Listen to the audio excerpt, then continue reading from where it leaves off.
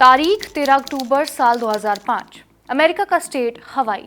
इसी हवाई में हाइकू नाम का एक छोटा सा गांव और गांव के पास एक समुद्री किनारे पर बसा हुआ घर। उस दिन सरकारी गाड़ियों का एक काफिला इस घर की ओर बढ़ रहा था। इन गाड़ियों में अमेरिकी जांच एजेंसी एफबीआई और एयरफोर्स के एजेंट्स थे। 15 एफबीआई एजेंट्स खाकी पैंट, बॉडी आर्मर और कमर पर पिस्तौल के साथ दो टीमों में बटे हुए थे। कुछ घर के बाहर खड़े थे और कुछ घर के दरवाजे की ओर बढ़े। दरवाजे पर पहुंचते ही सर्च टीम के लीडर स्पेशल एजेंट जेम्स तमूरा वेगेमन ने घर का दरवाजा खटखटाया। खिड़की से उन्होंने देखा कि एक महिला दरवाजा खोलने आ रही है। जेम्स एफबीआई ऑफिस से थे। पिछले 1 साल से उनकी टीम इस घर पर कड़ी नजर रखे हुई थी। उन्होंने प्लेन से इस घर की तस्वीरें भी ली थी। जैसे ही घर का दरवाजा खुला, जेम्स ने सामने खड़ी महिला को पहचान लिया। ये महिला शेरिल गोवाडिया थी, एक इंजीनियर और डिफेंस कॉन्ट्रैक्टर नौशीर गोवाडिया की पत्नी। जेम्स ने शेरिल से कहा, हमारे पास इस घर की तलाशी का वारंट है, क्या आप बाहर आ सकती हैं? इसके बाद एजेंट ने नौशीर के बारे में पूछा। शेरिल ने घबराते हुए घर के लॉन की ओर इशारा किया। लॉन में 2 लोग खड़े थे, एक मजदूर और नौशीर गोवाडिया, वही शख्स जिसे देखने एजेंट्स घर पहुंचे थे। जेम्स ने नौशीर से कहा, हमें आपसे सिक्योरिटी से जुड़े एक अहम मसले पर बातचीत करनी है। नौशीर घर के अंदर आया और एजेंट्स ने कमरों की तलाशी लेना शुरू कर दिया। जेम्स ने अपनी बेल्ट से हथकड़ी निकालने की कोशिश की। उनके पास नौशीर को अरेस्ट करने का राइट नहीं था। नौशीर ने हथकड़ी देखी और कहा नहीं। जेम्स ने हथकड़ी वापस अपनी बेल्ट में लगा दी। तलाशी के दौरान घर से कुछ ऐसे दस्तावेज और कंप्यूटर्स मिले जिसने नौशीर को चीनी जासूस बना दिया।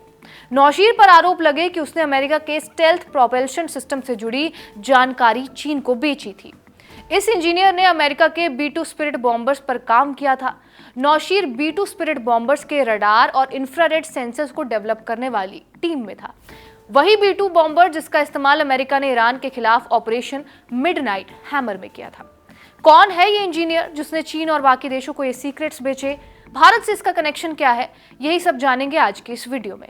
नमस्कार, मेरा नाम है रिया शर्मा और आप देख रहे हैं खबर गांव। 11 अप्रैल 1944 को मुंबई के एक पारसी परिवार में नौशीर का जन्म हुआ। पढ़ने में खूब होशियार। गार्जियन के मुताबिक 15 साल की उम्र में नौशीर ने PhD की पढ़ाई पूरी कर ली। इसके बाद 19 साल की उम्र में नौशीर पढ़ाई करने अमेरिका चले गए। 1969 में जाकर उन्हें अमेरिका की नागरिकता मिली। अगले ही साल नौशीर ने नॉर्थरॉप कॉरपोरेशन कंपनी में काम करना शुरू किया। नॉर्थरॉप एक अमेरिकी कंपनी है जो अमेरिकी सेना के लिए super advance plane, missile, drone और सैटेलाइट्स तैयार करती है। इन्हीं का बनाया हुआ है B-2 स्पिरिट स्टेल्थ बॉम्बर। जिस वक्त नौशीर ने कंपनी ज्वाइन की, उसी वक्त अमेरिकी सेना स्टेल्थ टेक्निक पर काम तेज कर रही थी। कारण 1950 और 60 के दशक में सोवियत संघ यानी कि USSR ने अपने एयर डिफेंस सिस्टम को मजबूत किया। इससे अमेरिकी एयरफोर्स को वियतनाम युद्ध में भारी नुकसान हुआ। इसके अलावा 1973 के यौम किपुर युद्ध में भी इजराइल ने अपने 30% जेट्स खो दिए। अमेरिका इससे और भी ज्यादा सतर्क हो गया। इसके बाद डार्पा यानी कि defence advanced research projects agency ने स्टेल्थ तकनीक पर काम करना शुरू किया। डार्पा अमेरिका की एक सरकारी एजेंसी है जो रक्षा मंत्रालय के तहत काम करती है। इसका काम है नई टेक्निक्स को डेवलप करना जो अमेरिकी सेना को और ज्यादा मजबूत बनाए। डार्पा ने एक प्रोग्राम शुरू किया ताकि पता लगाया जा सके कि एयरक्राफ्ट को दुश्मन के रडार से कैसे छुपाया जा सकता है। इसके लिए उन्होंने कोशिश की कि विमान का रडार क्रॉस सेक्शन कम किया जाए, यानी रडार को प्लेन छोटा दिखे। साथ ही ऐसे मटेरियल बनाए गए जो रडार सिग्नल को सोख लें। इसके अलावा विंडशील्ड पर ऐसी कोटिंग लगाई गई जो रडार में कम नजर आए। उन्होंने एयरक्राफ्ट से निकलने वाली गर्मी को भी कम करने पर ध्यान दिया ताकि वो इंफ्रारेड सेंसर से भी ना पकड़ी जा सके। इसके बाद डार्पा ने 5 बड़ी एयरक्राफ्ट कंपनियों से संपर्क किया। इनमें नॉर्थरॉप, मैकडॉनल्ड डोगलस और लॉकहीड जैसी कंपनियां शामिल थी। टास्क ये था कि कंपनी ऐसा जहाज बनाए जिसे रडार पर पकड़ा ना जा सके। नॉर्थरॉप और ग्रुममैन कंपनियां पहले से ही अमेरिका की सेना के लिए फाइटर प्लेन बना चुकी थी, जैसे P-61 ब्लैक विडो और F-14 टॉमकैट जो उस समय का सबसे एडवांस फाइटर था। इसके अलावा लॉकहीड कंपनी पहले ही CIA के लिए कई जासूसी वाले प्लेन भी बना चुकी थी। इनके प्लेन सोवियत यूनियन के ऊपर से उड़कर वहां के मिलिट्री की फोटो खींचने के लिए बनाए गए थे। इसी दौरान नॉर्थरॉप ने टेसेट ब्लू नामक का एक स्टेल्थ प्लेन बनाया। इसी ने B-2 स्पिरिट बॉम्बर बनाने की नींव रखी। 1981 में जाकर नॉर्थरॉप को B-2 स्पिरिट स्टेल्थ बॉम्बर बनाने का कॉन्ट्रैक्ट मिला। इसी के बाद कंपनी ने B2 बनाने के प्रोजेक्ट पर काम करना शुरू कर दिया। इस प्रोजेक्ट का हिस्सा थे नौशीर गोवाडिया। इसमें ऐसा इंजन सिस्टम बनाया जा रहा था जो B2 को रडार और इंफ्रारेड सेंसर से छुपा सके। नौशीर ने खासतौर पर इस विमान के टेल पाइप, जहां से गर्म हवा निकलती है, उस पर 7 साल तक काम किया। ये इतना एडवांस था कि इसने प्लेन को ना सिर्फ रडार बल्कि इंफ्रारेड सेंसर से भी बचा लिया। गोवाडिया ने बाद में ये भी कहा कि पूरे डिजाइन का आइडिया मेरा था। इस प्रोजेक्ट में काम करते वक्त उनका कोड नेम था ब्लूबेरी मिल्कशेक। नौशीर ने B2 पर 1986 तक काम किया। इसके बाद बीमारी के चलते उन्हें कंपनी छोड़नी पड़ी। उसके बाद नौशीर ने न्यू मैक्सिको में एक डिफेंस कंसल्टिंग फर्म शुरू की।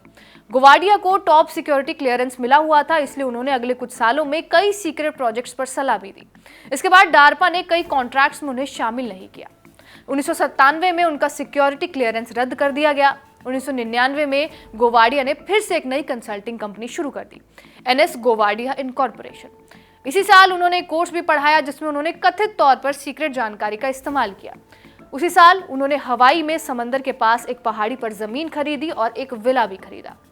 नौशीर ने स्विट्जरलैंड, इजराइल, ऑस्ट्रेलिया और सिंगापुर की यात्राएं की और 2003 में नौशीर ने चीन की भी कई बार यात्रा की। नौशीर ने हांगकांग से शेंझन जाकर बिना पासपोर्ट स्टैंप के चीन में प्रवेश किया। चीन पहुंचने के बाद उन्होंने चीनी अधिकारियों को स्टेल तकनीक के बारे में सीक्रेट जानकारी दी और 2004 में नौशीर ने चीन को अमेरिकी मिसाइल के डिटेक्शन से बचने के तरीके पर डिटेल एनालिसिस भी दिया। FBI ने नौशीर को लेकर जांच शुरू कर दी। 2005 में नौशीर के घर से क्लासिफाइड दस्तावेज और कंप्यूटर्स मिले और इस दौरान उसने कबूल किया कि उन्होंने चीन के साथ गोपनीय जानकारी साझा की। लेकिन नौशीर का दावा यह था कि यह जानकारी पहले से ही डिक्लासिफाइड थी। 2010 में 4 महीने के ट्रायल के बाद नौशीर को 14 आरोपों में दोषी ठहराया गया। इसके बाद 2011 में उन्हें 32 साल की सजा सुनाई गई। 2014 में उन्होंने इसके खिलाफ अपील की, लेकिन उनकी अपील खारिज हो गई।